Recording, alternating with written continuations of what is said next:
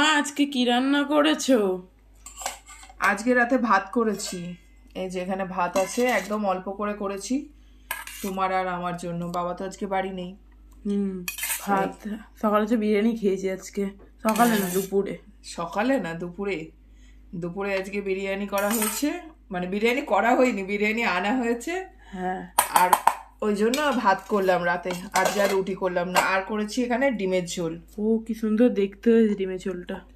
একদম সিম্পল ভাবে করেছি। আর শীতকালে একটু ধনেপাতা দিলে বেশ ভালো লাগে। তোমার এটা থালায় দিয়ে দিই? হ্যাঁ থালাই তো। এই থালার মধ্যে দিয়ে দিই। তুমি ডিমের ঝোল খেতে ভালোবাসো তো? হ্যাঁ ডিমের ঝোল খুবই ফেভারিট খাবার আমার। তোমার সবই ফেভারিট, সবই ফেভারিট। শুধু তুমি একটু বদ, হ্যাঁ এটাই হচ্ছে বিষয়, আর কিছুই না। হুম খেয়ে দেখ কেমন হয়েছে। খেয়ে দেখি।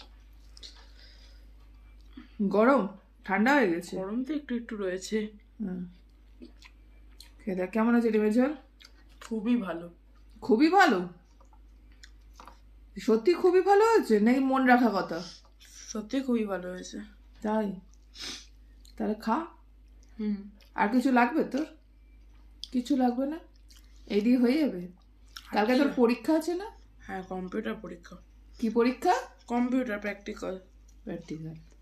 কটা দিয়ে পরীক্ষা? 1:30টা। 1:30টা? তাহলে দুপুরবেলা খেয়ে দে, তারপরে যাবি তো পরীক্ষা দিতে?